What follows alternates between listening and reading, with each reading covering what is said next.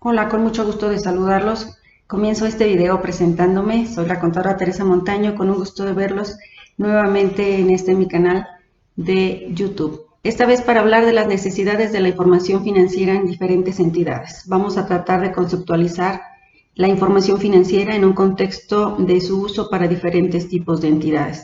Vamos a describir qué es una entidad, cómo la podemos ubicar y clasificar. Hay diferentes autores que nos dan distintas clasificaciones, desde la persona física, la persona moral, las entidades con fines lucrativos, no lucrativos y una serie de clasificaciones que nos van a ayudar a entender un poco mejor el contexto de la información financiera.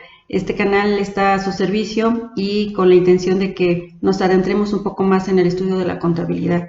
Ha resultado de utilidad para algunos docentes, alumnos que tienen interés en la contabilidad como medio de información financiera. Este primer video en el que me presento es para mostrar un poco de esta importancia de la información financiera. Para empezar, vamos a ver cómo el entorno de los negocios hoy en día, gracias a la globalización, se ha vuelto de suma competencia. Esto hace que en la cotidianidad de la empresa se haga en base a toma de decisiones que deben ser rápidas, eficientes. Se ha alcanzado un nivel de competencia insospechado en pocas décadas. El avance de la economía global a través de medios electrónicos ha crecido y la pandemia ha generado un crecimiento mucho mayor en este sentido. Adicionalmente a la firma de tratados internacionales, a cuestiones que nosotros en, no sé, 50 años atrás no se hubiera siquiera sospechado que se pudiera alcanzar un nivel de comercialización y de intercambio de información con una velocidad y con la eficiencia que hoy nos permiten las cuestiones electrónicas. Y eso presenta un gran reto. Eso significa que tenemos competidores de cualquier parte del mundo y eso genera un problema mayor para las entidades para mantenerse vigentes y para poder seguir siendo lucrativas a pesar de esa competencia, que ya no es solamente con el vecino, con quien se colocó en una sucursal dentro de la misma localidad, sino que ahora es global. La información debe fluir con mucha más rapidez y la competencia es tal que debemos de tomar decisiones en base a elementos más firmes y con más conocimiento de causa cada vez. De modo que las empresas requieren establecer estrategias, generar un valor agregado para sus clientes, para sus inversionistas, para la comunidad en general. Vamos a hablar en este pequeño video sobre quiénes son esos usuarios de la contabilidad y para eso entonces la información cuantitativa en números es de verdad muy útil. Cuando convertimos a números algunos elementos difíciles de medir, se vuelven indicadores mucho más palpables que sirven para compararse al interior de la misma empresa y para compararse con cualquier entidad de cualquier otra parte del mundo. Y esto nos va a permitir tomar decisiones que sean correctas y en el momento preciso, de modo que la información contable debe ser útil, oportuna y relevante. Vamos a estar hablando de ello. De modo entonces que la información financiera es útil y necesaria en todo tipo de entidades u organizaciones. Es un medio indispensable para evaluar si las entidades están cumpliendo con sus objetivos, si son eficaces en la administración para mantener la inversión de los socios y en un momento determinado para que esos socios reciban un rendimiento justo. Si habláramos de entidades no lucrativas, pues para saber que los recursos que se han aportado se están utilizando de manera correcta y tienen la utilización en el objetivo para lo cual esas entidades fueron creadas. Y de verdad es el mejor apoyo para la toma de decisiones. Repito, no es el único elemento, pero sí uno de los más importantes, de los que hay que analizar, que hay que ver cuando estamos tomando decisiones. Nos toca participar en una mesa de directivos tomando decisiones, o seamos del área administrativa de una entidad o estemos como parte del área contable, de verdad que va a ser muy importante elaborar la información financiera de manera adecuada, cumpliendo con normas de información financiera para que cualquiera pueda leer esa información y nos va a permitir entonces contar con elementos que influyan en las decisiones. Elaborar adecuadamente la contabilidad, presentarla y analizarla adecuadamente y tomarla en su justa dimensión cuando tomamos decisiones, sumado a otros elementos, tal vez de la localidad, del entorno económico general, tal vez poblacional, tal vez, no sé, algunos otros elementos que seguramente estudiarán ustedes en diferentes materias, va a ser de suma importancia. Y la contabilidad de verdad juega ahí un papel muy, muy importante. La contabilidad nos va a permitir que las entidades sepan de la liquidez, es decir, de la capacidad que tiene la empresa para generar el flujo de efectivo necesario para operar. No podemos amanecer un fin de semana y decirle a los empleados, sabes, es que mi cliente no depositó y no tengo dinero, no te puedo pagar tu salario. No podemos amanecer un día sin luz porque no pagamos el recibo correspondiente y pues la proveedora de la energía eléctrica nos cortó el servicio. Dejaríamos de operar, no funcionaríamos. Eso hace que las entidades tengan en el renglón de la liquidez una lupa puesta constantemente. Más aún si voy a solicitar un crédito, el posible acreedor va a buscar en este elemento de liquidez datos sobre si soy capaz o no de reembolsar lo que estoy solicitando como crédito. Hablaremos un poco más también de esto en otros videos. Hablando de rentabilidad, estaríamos pensando que la rentabilidad es la capacidad que tiene la empresa de generar ganancias. Cuando hablamos de una entidad lucrativa, el inversionista, el socio, está esperando a cambio de esa inversión un rendimiento.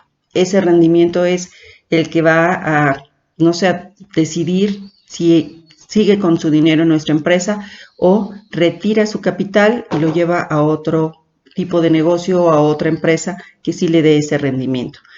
Hoy día también es mucho más sencillo, otra vez hablando de cuestiones informáticas, accesar a entidades que nos permiten comprar acciones, estar comprando y vendiendo constantemente y con mucha más facilidad que hace algunas décadas. Eso también hace que la volatilidad sea mucho mayor, que un inversionista pueda retirar su dinero con mucha más facilidad y esos plazos largos de inversión que antes se mencionaban de un inversionista en una sociedad mercantil, pues cada vez se reducen. Si nosotros no generamos rendimientos suficientes, el socio se va a ir con su dinero a otra empresa. Hablando del crecimiento, pues también todas las empresas buscan y ponen objetivos estratégicos sobre el crecimiento, expandirse, generar más ingresos, más volumen de ventas, estar en constante evolución y obviamente esa evolución a favor, que sea con la contratación de más personal, con el movimiento de más clientes, de más mercancías y eso genere un ciclo comercial más ágil, más rápido y que en cada giro que le demos a ese ciclo nos genere rendimiento. Ese sería un poco el objetivo. Cuando hablamos de crecimiento, antes se pensaba en poner sucursales en otras ciudades, expandir en la zona en la que estamos surtiendo el producto que vendemos. Hoy día, con ponernos en internet también podemos estar generando ese crecimiento con cierta más facilidad. Le pondré ahí unas comillas porque no es solamente poner una página web, implica muchísimo trabajo y de verdad es meterse a otra rama completamente, pero que nos permite un crecimiento y una expansión también importante si la manejamos bien, si nuestros apoyos son suficientemente eficientes para que esa página funcione bien, seguramente podremos estar logrando ventas en sitios y en momentos insospechados. Y ese crecimiento también puede ayudar muchísimo a la entidad. Y la información financiera otra vez se vuelve fundamental para saber esa expansión, si está siendo rentable o no, si ese nuevo local, esa nueva sucursal, esa nueva zona en donde estamos trabajando es rentable o no lo es. La contabilidad nos va a ayudar a conocer esos datos. Otro elemento es el apalancamiento. Saber de si una empresa está generando ganancias con los préstamos, con el dinero ajeno. Cuando hablamos de la información que nos da el estado de posición financiera, si ustedes se acuerdan, o el balance general, hablamos de los bienes y derechos propiedad de la entidad, pero también hablamos de las deudas y obligaciones que tiene esa entidad. Una entidad que pide prestado no necesariamente está en crisis, no debemos pensar como hace muchos años se pensaba, que el préstamo era malo porque genera pago de intereses. Si nosotros hacemos que esos intereses sean menores que el rendimiento que obtengo por manejar el dinero en préstamo, está bien aplicado ese préstamo. Si logramos generar utilidades superiores al costo de financiamiento, estamos logrando un apalancamiento suficiente. Estaríamos pensando que la empresa puede lograr un crecimiento mayor, más acelerado, en menos tiempo porque está utilizando bien el dinero, tanto de los inversionistas como de los prestamistas. En un momento determinado puede ser alguien que me da la mercancía a crédito, puede ser un banco que me presta, puede ser una institución de apoyo gubernamental, puede ser la misma familia. El ahorro del patrimonio del inversionista, también podemos medir el costo de ese capital y si está generando o no está generando un rendimiento suficiente para que el inversionista piense que su dinero va a rendir frutos con mayor porcentaje y con más eficiencia. El apalancamiento entonces es ese medir si los préstamos están siendo bien utilizados en cuestiones que son rentables. Y no solo pedir un préstamo para comprar un artículo de lujo que se va a ver muy bien en la oficina del jefe, pero que no va a estar generando ingresos. Cuando yo uso el préstamo para comprar un equipo de transporte que me permite la entrega de mi mercancía con más eficiencia, que mi cliente va a quedar con una atención mucho mayor, etcétera, ese, digamos, camión de reparto me va a estar generando ganancias, mientras que el artículo de lujo de la oficina del jefe da una imagen, tiene un cierto sentido en la empresa, pero no está generando ganancias. ¿En dónde uso el dinero y qué tan rentable es? Va un poco por ahí. También cuando se mide el apalancamiento en materia de análisis financiero, podemos analizar si la empresa tiene una estructura riesgosa o no. Una empresa que tiene demasiados préstamos y tiene poco capital de trabajo, poco flujo de efectivo, va a tener el riesgo de quedarse sin el dinero suficiente para reembolsar a tiempo esos créditos. Entonces va a ser más difícil que le presten, van a pedirle muchas más garantías de pago. En fin, hay una serie de condiciones en las que podemos analizar ese crédito. Y nuevamente, los números que se establecen en la información financiera van a ser fundamentales para ese análisis.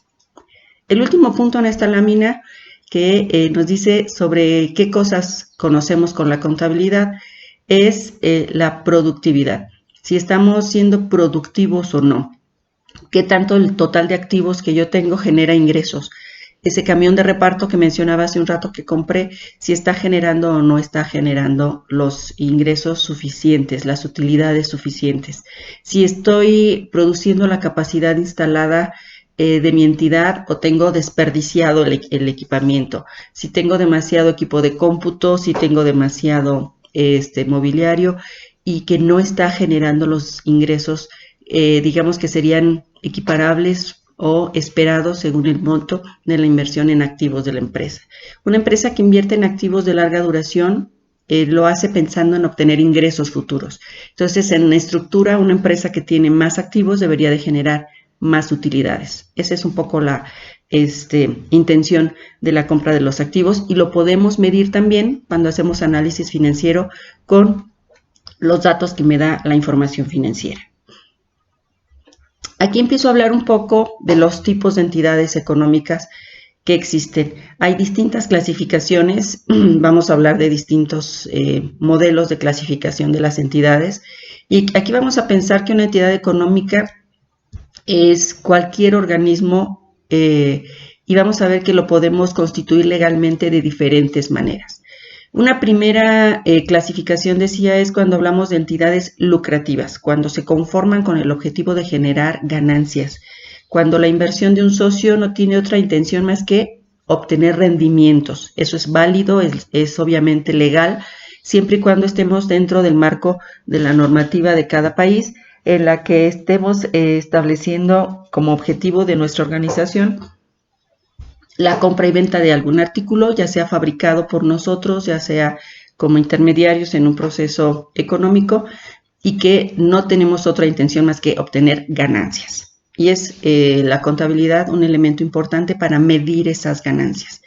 Cuando pensamos en entidades no lucrativas, aquí en la lámina pongo algunos iconos de ejemplo, estaríamos pensando en entidades que administran donativos, que dan las personas por una intención altruista, que elaboran o tienen a cabo o llevan a cabo actividades que tienen que ver con alguna carencia social, ya sea con niños, ya sea con cuestiones de salud, ya sea en cuestiones ambientales, en cuestiones de pacificación, no sé, donde estaríamos hablando tal vez instituciones religiosas, donde estaríamos hablando de actividades que no tienen el lucro como un fin. No es obtener ganancias la finalidad de estas instituciones. Están obteniendo recursos tanto de instituciones gubernamentales como donativos, de personas físicas, morales, de instituciones que tal vez lo piensan para deducir para sus propios impuestos, pero que van a tener que administrar un dinero y dar informes sobre ese dinero. En México, para que una institución tenga autorización fiscal de recibir donativos y que esos donativos les sean deducibles para el pago del impuesto de un contribuyente, deben cumplir una serie de condiciones. La más distintiva y la que hace que confiemos, digamos, en estas instituciones cuando damos un donativo y no las veamos como un negocio particular, es que tienen una cláusula.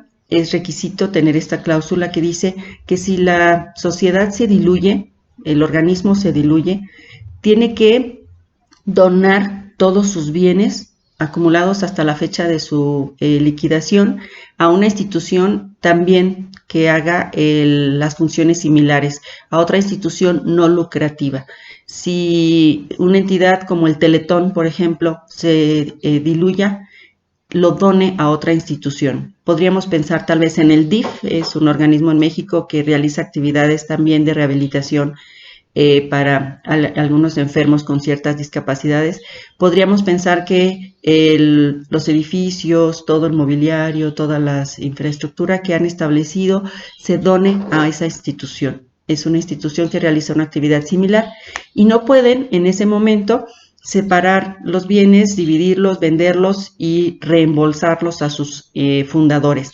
Esa cláusula es la que hace que sea confiable, digamos, dar un donativo y no pensar que es un negocio privado del que alguien en el futuro se va a beneficiar.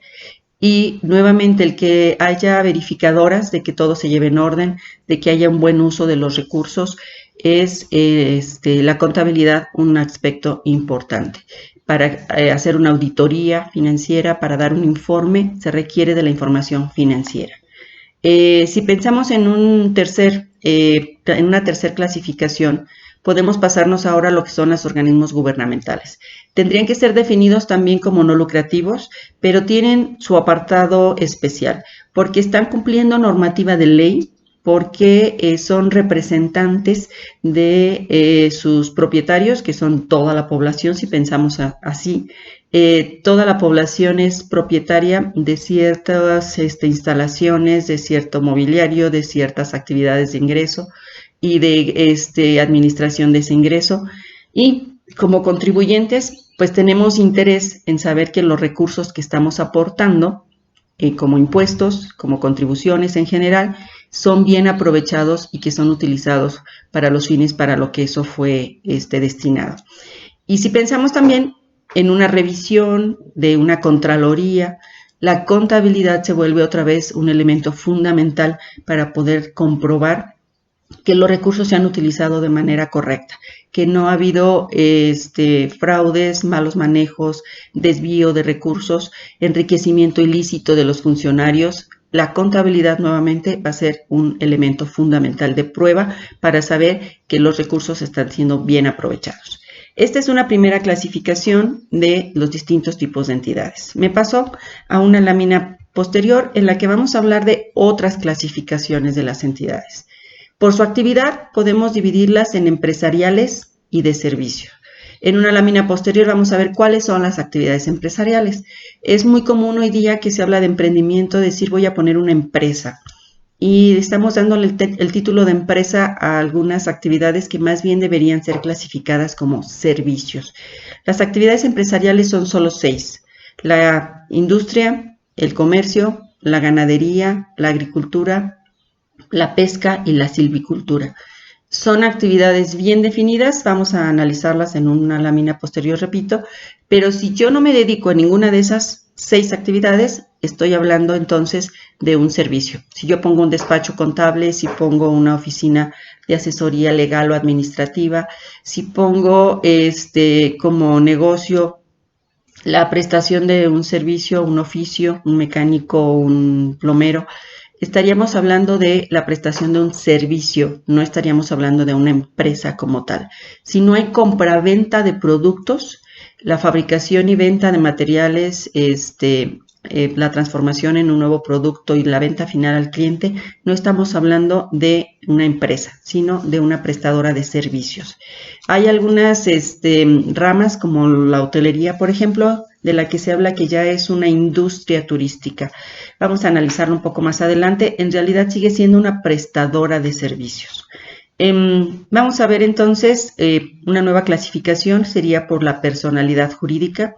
Aquí también en materia de derecho hay toda una gama de posibilidades en el estudio de las personas físicas y las personas morales. Una persona física debemos entenderla como el ente, la personalidad jurídica nos la da un acta de nacimiento, pero también tenemos condiciones y variantes como individuos.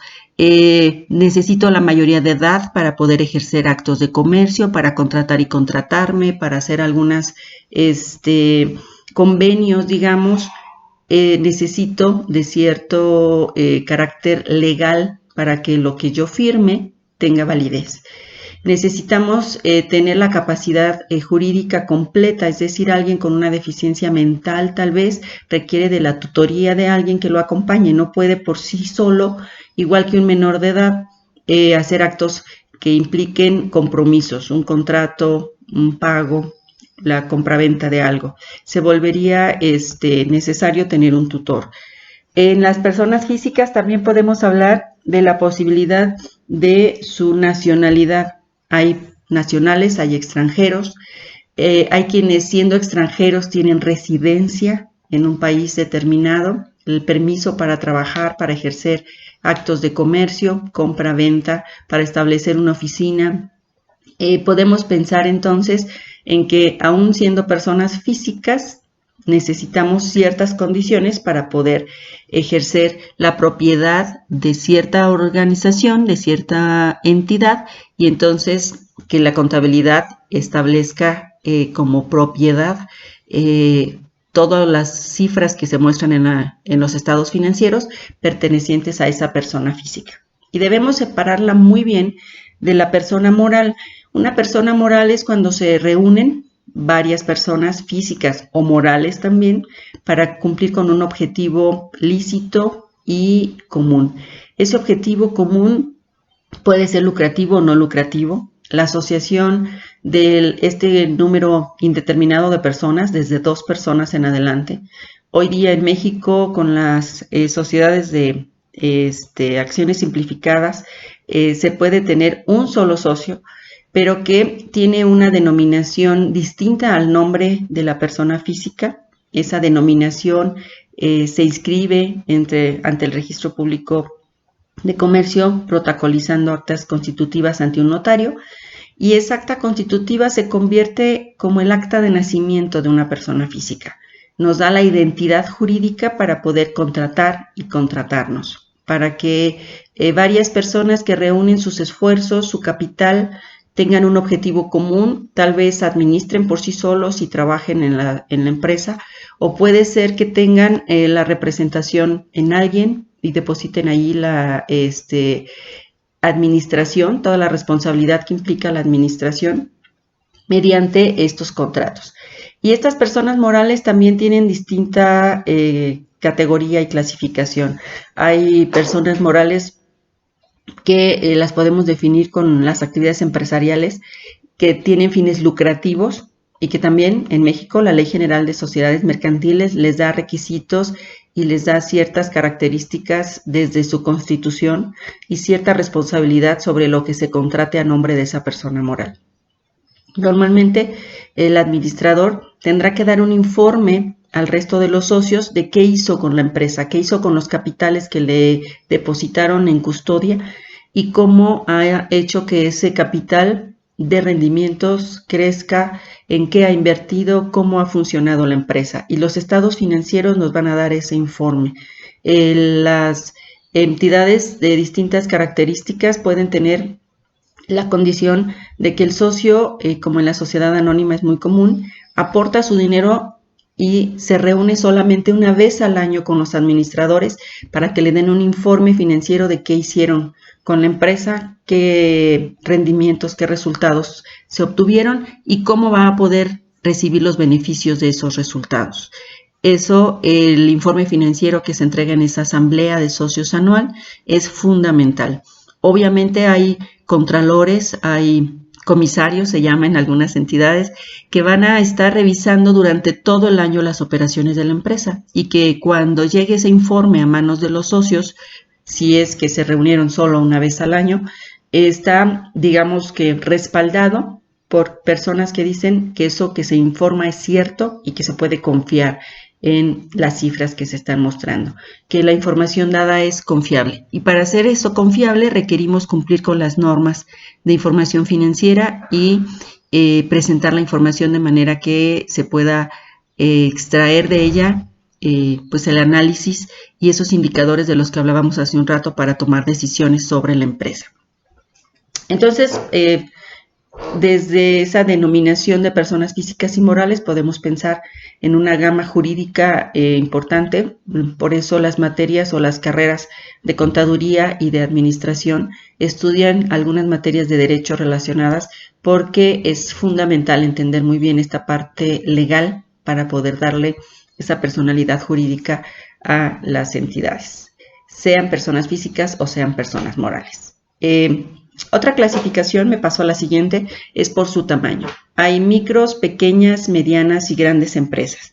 En la siguiente lámina me permití copiar lo que en México tenemos por acuerdo del Diario Oficial de la Federación desde el año 2009, esta clasificación. Como ven, están clasificadas de acuerdo al número de trabajadores que contratan. Una microempresa tiene hasta 10 trabajadores. En México la mayoría de las empresas son micros y pequeñas, es decir, no tienen más de 50 trabajadores. También habla de montos de ventas en millones de pesos anuales, hasta 4 millones de pesos de ventas anuales puede ser denominada pequeña. Y están clasificadas también según se dediquen al comercio o a la industria y los servicios. Esta clasificación aparentemente clara, pues sí da cierta pauta para que nosotros podamos medirnos como micros, pequeñas o grandes empresas. La idea de una entidad es ir creciendo, ir contratando más personal cada vez y estos factores son los que nos van a establecer esta clasificación. Otra clasificación es por el origen del capital. Hay empresas privadas donde el 100% del capital es privado, no interviene el gobierno, ninguna institución pública. Una institución pública entonces es la que es gubernamental, que se rige por las leyes y que tiene recursos de los contribuyentes, por llamarle así. Y una entidad mixta donde hay aportaciones privadas y del gobierno.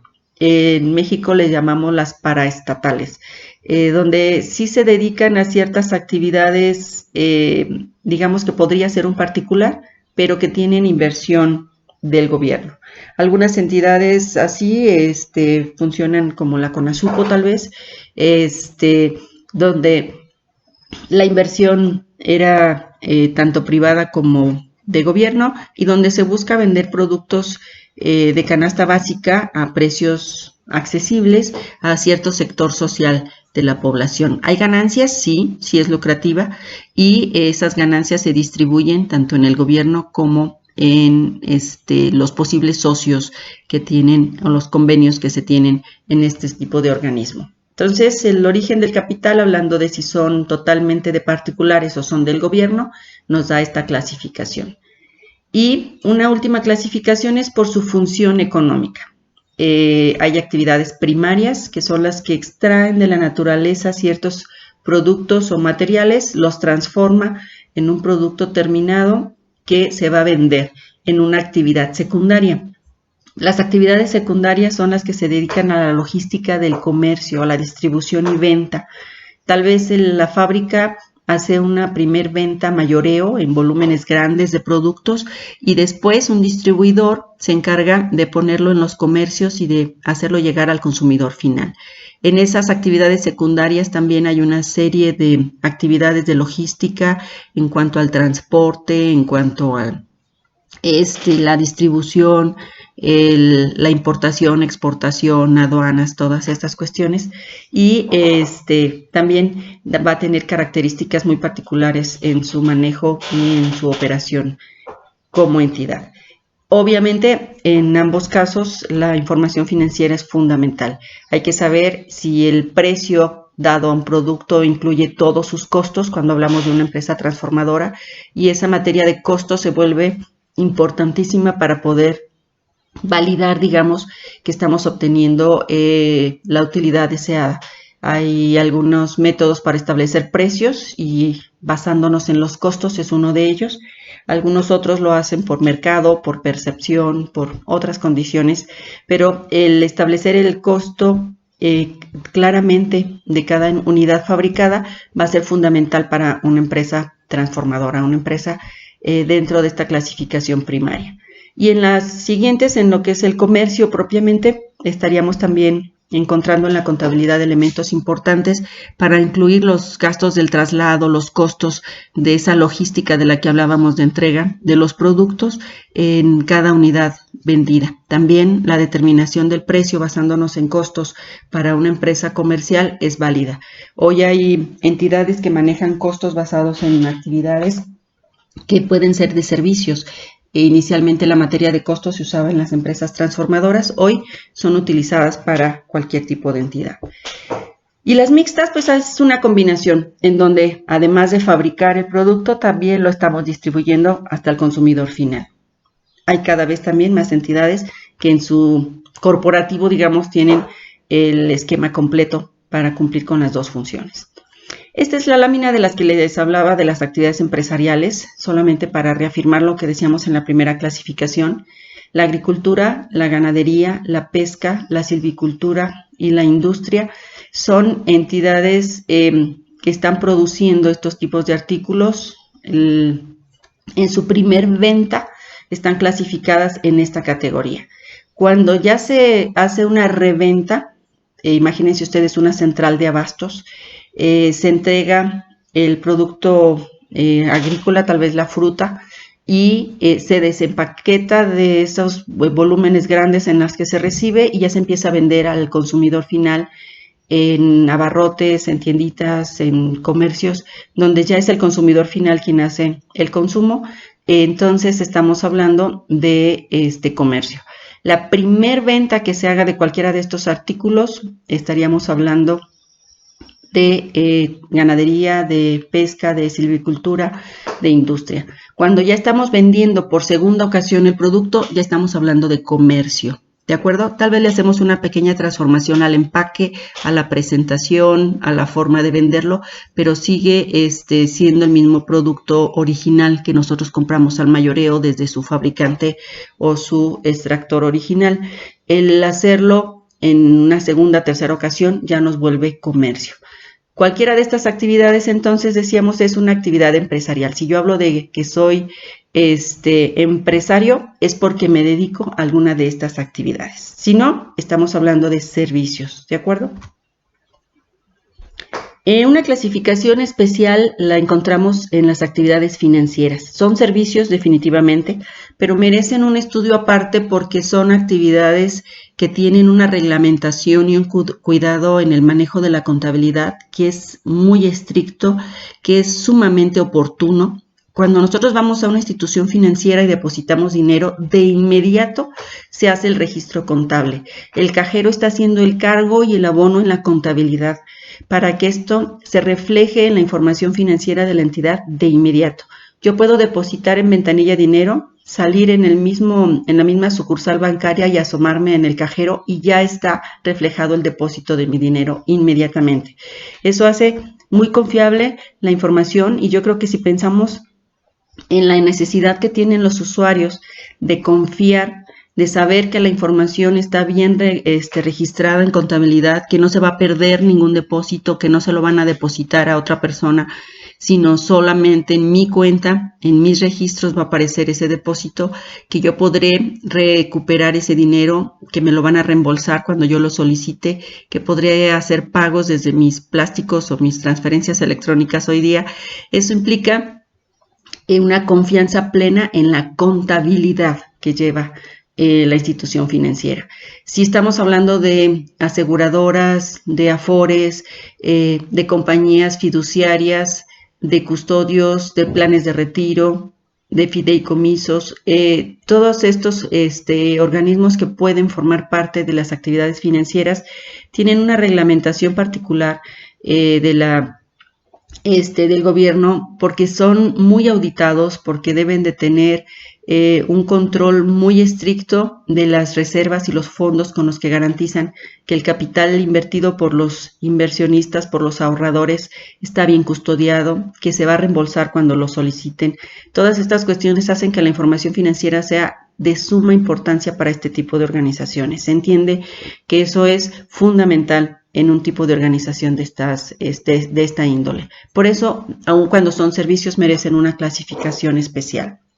Otros servicios, los traté de ejemplificar en estas láminas, pues tienen que ver con los servicios educativos, tiene que ver con los servicios como el restaurante, el hotel, el transporte, que tiene mucho que ver con turismo, muy golpeado, por cierto, por esto de la pandemia.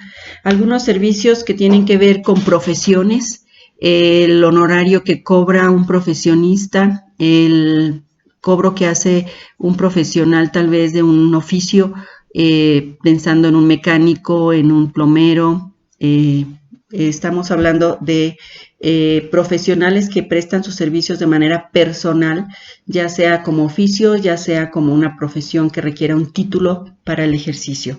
En este caso también merece una clasificación especial los servicios médicos, que pueden ser muy complejos y que también requieren de toda una serie de cuidados legales, y que también la información financiera es fundamental en cualquiera de ellos. Tanto el abogado que tiene su despacho como el mecánico que tiene un taller requiere de información financiera. El doctor que participa en una cirugía está involucrando también otros costos y otros elementos para poder elaborar, o prestar ese servicio específicamente de atención médica. Los costos de todo lo que eso implica están involucrados también en ese sector y también requieren de cierta contabilidad y de cierta reglamentación. Es importante entender que hay servicios médicos que se critica de manera, pues no sé, pálida, digamos, que son lucrativos. La verdad es que no debieran serlo. Los servicios de salud y de educación son entidades casi siempre constituidas como asociaciones civiles o sociedades civiles, porque no tienen el fin del lucro como objetivo original, y sí tienen una necesidad de subsistencia, digamos, y eso hace que sea válido que haya remanentes posiblemente en su contabilidad, y por lo mismo tienen nomenclaturas diferentes sus estados financieros. Una entidad lucrativa habla de ventas, habla de costos y gastos y genera utilidades o pérdidas.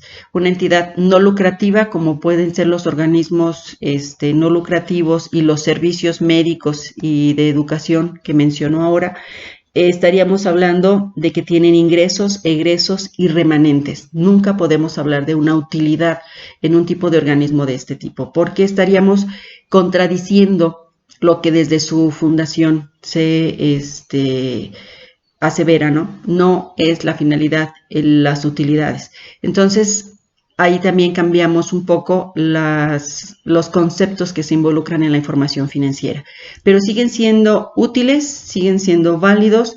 La permanencia de estas instituciones las obliga también a reinvertir remanentes, a adquirir bienes, a pedir préstamos. Para poder mantener sus actividades se necesita de toda una serie de actividades. Tienen trabajadores, prestan servicios por los que cobran. Esas cuestiones generan una necesidad de información financiera, aun cuando sus actividades sean no lucrativas. De ahí entonces que todo tipo de organismos tienen una necesidad de información. Si pensamos en un gran hotel como el de la imagen, pues son varias entidades dentro de una misma organización. Tienen restaurante, tienen lavandería, tienen servicios de agencia de viajes, tienen los servicios de habitación, obviamente, y cada uno se vuelve como una microempresa dentro de una gran organización. También la contabilidad nos debe dar información suficiente para saber si cada una de esas actividades son rentables o no. Es fundamental.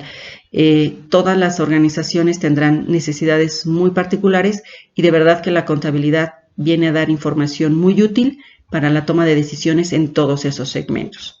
Y finalmente, hablando de estas organizaciones no lucrativas que también requieren esa información financiera, como ejemplificaba con los doctores o con las escuelas en los servicios, estaríamos hablando de sindicatos, estaríamos hablando de organismos religiosos, de todos estos tipos de organizaciones no gubernamentales y que tienen fines sociales de cumplimiento de alguna actividad altruista y que va a permitir que también la información financiera transparente, verídica, oportuna, dé esta información para la toma de decisiones.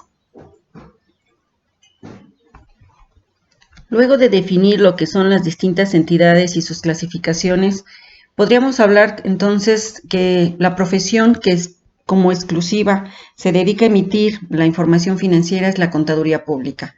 La contaduría pública podemos definirla como una actividad profesional que se desarrolla a través de un proceso lógico, obteniendo información financiera comprobable, eso es muy importante, y proporcionando medios de control sobre las operaciones realizadas por cualquier entidad económica. Esta es una de muchas definiciones que podemos encontrar de lo que es la contaduría pública.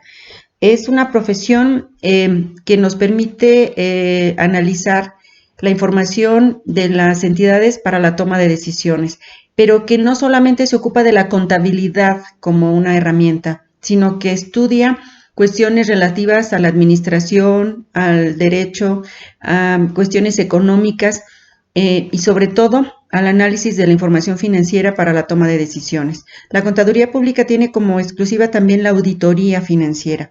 Emite ese voto de confianza sobre las cifras que se muestran en un estado financiero para que los que usan esta información puedan confiar en que es válida, en que es veraz, en que no se está falseando la información y que las decisiones que se tomen en base a esos estados financieros es confiable. Dentro de las necesidades que tiene cualquier entidad, llámese como se llame, ya vimos todas las clasificaciones posibles, está pues todas las entidades necesitamos saber sobre nuestra propia situación financiera. Para el interior de las organizaciones, de cómo está la situación, si tenemos liquidez suficiente, si hay rentabilidad, si hay productividad, si el apalancamiento es rentable o no. Ya hablamos de estos conceptos.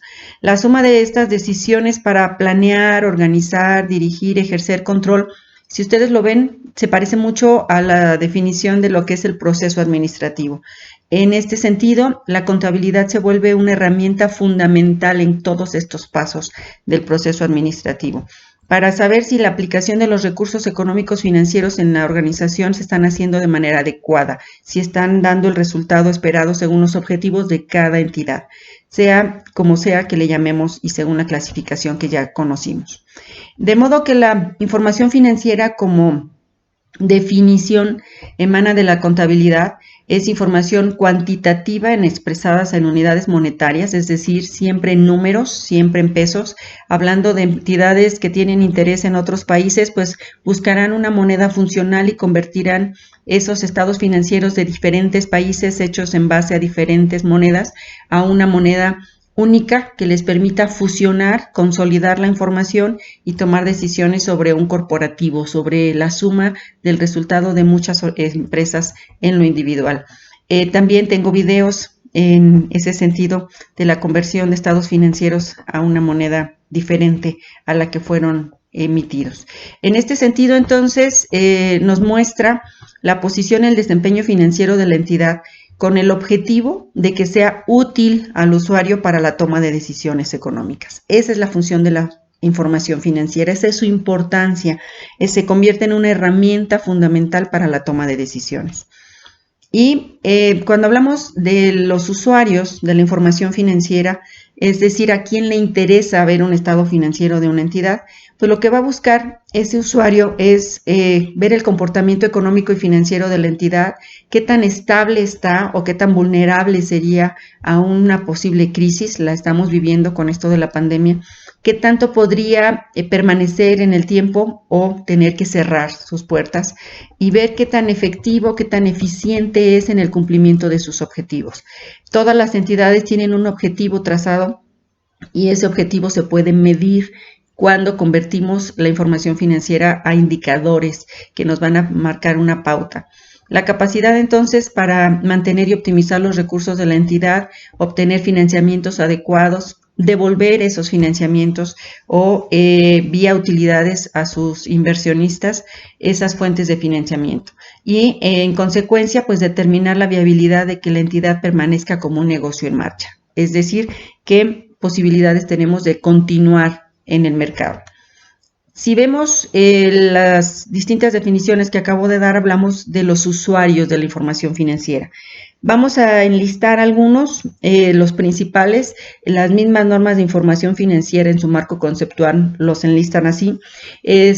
Hablamos primero del propietario inversionista, es el primer interesado en saber cómo está la situación financiera de la entidad. Sea único propietario, sea parte de una sociedad mercantil, sea parte de una asociación, esos socios estarán interesados en saber cómo va el camino, el rumbo financiero de la entidad. Los distintos patrocinadores, es decir, entendemos como patrocinador a quien aporta un donativo a una entidad que es no lucrativa, o pensamos como patrocinadores tal vez a los propios contribuyentes con las entidades de gobierno, o si pensamos en una sociedad civil que presta servicios profesionales, también se le denomina patrocinador a quien paga honorarios por los servicios. En este sentido es que está definido el concepto de patrocinadores. Cuando hablamos de organismos de supervisión y vigilancia, tanto corporativos, internos o externos, estamos hablando de las contralorías que tienen las empresas. Una parte de la organización hace la administración, el registro contable, emite la información financiera y hay organismos externos a veces internos, que son contralorías, que son auditores, que van a revisar que esa información es correcta. Obviamente, los estados financieros y todo su soporte se convierte en un insumo para estos organismos. Los administradores definitivamente van a estar día con día conviviendo con la información financiera, precisamente porque son esos elementos de medición para saber si se están logrando o no los objetivos de una organización. El administrador estará en constante uso de la información financiera para la toma de decisiones. Proveedores y acreedores solo en algunos casos. Yo no le voy a dar mi información financiera completa a un proveedor solo para que me dé crédito, pero si ese acreedor es un banco o algún organismo que me va a pedir que le muestre mi información financiera para tomar decisiones respecto a si sí soy candidato o no, si sí soy sujeto de crédito o no, entonces tendré que mostrar la información financiera. Quien avala esa información financiera cuando la presentamos en estos casos a un externo es justamente la firma con cédula profesional de un contador público. El administrador puede firmarlo como quien supervisó o autorizó en un momento determinado el estado financiero y le dará un soporte mayor, pero legalmente quien tiene que firmar un estado financiero es un contador público con título y cédula profesional, así como un doctor para dar un medicamento controlado tiene que firmar y poner su cédula profesional. En materia de comprobación de información financiera ante terceros, como pueden ser los proveedores y los acreedores, es un contador público con su cédula profesional quien va a avalar esa información financiera. Pasa lo mismo con las auditorías. Solo el contador público como profesional es el autorizado para firmar un dictamen de auditoría financiera. Son actividades exclusivas del contador público, llámele como le llame la universidad al título. Son actividades exclusivas para la contaduría pública. Eso lo convierte en un área de oportunidad. Es una función exclusiva de la contaduría que nos da además pues, área de oportunidad en cuanto al cobro de los servicios. Pero bueno, el empleado y el prestador de servicios estaríamos pensando en que tienen interés cuando hay distribución de utilidades. La participación a los trabajadores en las utilidades lo convierte en un interesado en saber cómo está la información financiera. Obviamente, si yo voy con mi patrón y le digo, oye, préstame tu estado financiero, posiblemente no me lo muestre. A veces por cuestiones de seguridad, a veces por cuestiones de secretos profesionales allí. Lo que sucede en este caso de los empleados es que lo harán a través de sus representantes. Un sindicato, una organización al interior de la empresa puede representar a los empleados y entonces sí pedirnos ese informe financiero que avala el por qué hay o no hay rendimientos distribuibles a los trabajadores. Va por ahí un poco el interés de los trabajadores. Los clientes solo en ciertos sentidos. También yo como cliente no voy a Walmart o al Liverpool o al Sears a preguntarle, oye, ¿cómo está tu información financiera? Sería poco práctico y definitivamente me dirían que no me la van a mostrar. Pero sí en algunos casos muy particulares, como cuando el cliente es el gobierno. Cuando voy a licitar para hacer una obra de construcción, por ejemplo, me van a pedir mi información financiera para avalar que sí tengo el soporte de infraestructura y económico que me avala como capaz de ejercer o de elaborar esa obra de construcción.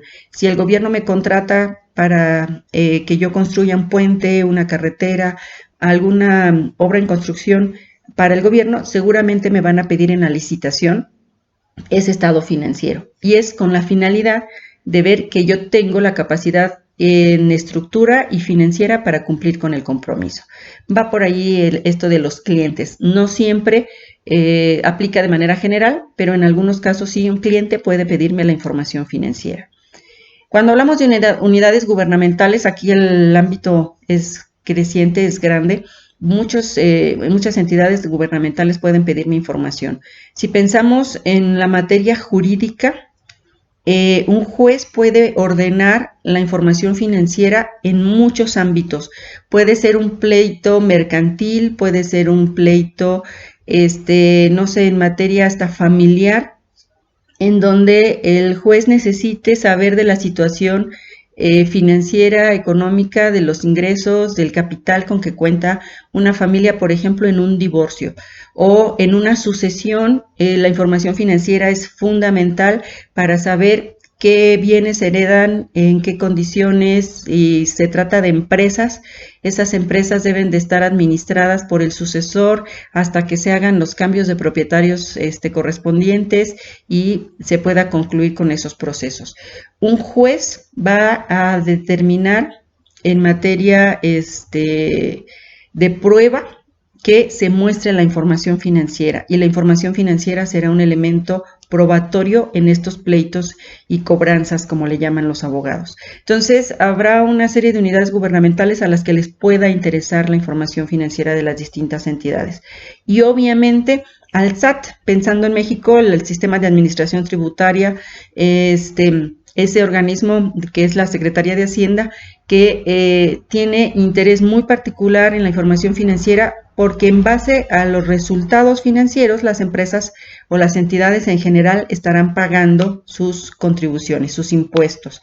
Y obviamente van a estar súper fiscalizados. El organismo el SAT, en este caso en México, va a estar pidiendo la comprobación por distintas vías, de distintas maneras. Hoy día que se está usando mucho la plataforma electrónica con los comprobantes de ingresos y egresos de las entidades de manera electrónica, se hacen cruces de información, se puede fiscalizar a las entidades a través de estos medios, y eso al SAT, a los organismos que administran los impuestos, la recaudación básicamente de los impuestos, les va a interesar muchísimo la información financiera de los contribuyentes. Y a través de las leyes fiscales nos pondrán ciertas reglas y ciertas condiciones de cómo debemos presentar esa información financiera, cuánto tiempo debemos conservarla, de qué manera, todas estas cuestiones que sí influyen mucho en materia de contabilidad. Una recomendación nada más, hay que pensar siempre en la función de la utilidad, de la toma de decisiones y del interés que tiene la entidad en materia financiera antes que en materia fiscal. De repente, algunas entidades establecen su contabilidad para cumplir con el fisco, solo para el fisco, cuando se pierde toda una riqueza de información que deben de tener los distintos usuarios de la información financiera, sobre todo los propietarios. Si solo lo registro lo que es fiscal, tal vez estoy dejando fuera muchos conceptos que aun cuando no son deducciones fiscales o aun cuando no son ingresos acumulables en un periodo para el fisco, sí deben formar parte de la información financiera antes que la información fiscal. Y no es llevar dobles registros, es solamente informar adecuadamente y cumplir con lo que las leyes fiscales me establezcan. Cuando hablamos de organismos reguladores y otros usuarios, estamos hablando ya de otros conceptos que pueden abarcar otros intereses en la información financiera. Es el otros en donde caben algunas otras instituciones. Hasta aquí la presentación. La verdad es que les agradezco muchísimo el haber participado o el haber escuchado este video. Espero sea de utilidad para todos y pues les agradeceré la suscripción. Pónganle por ahí una campanita a las notificaciones. Prometo estar subiendo regularmente algunos temas relacionados con contabilidad, con costos, con estos elementos financieros que pueden ser de utilidad tanto para algunas clases como para quienes requieran conocer de la información financiera y les sea de utilidad. Les agradezco mucho su atención y quedo a la orden.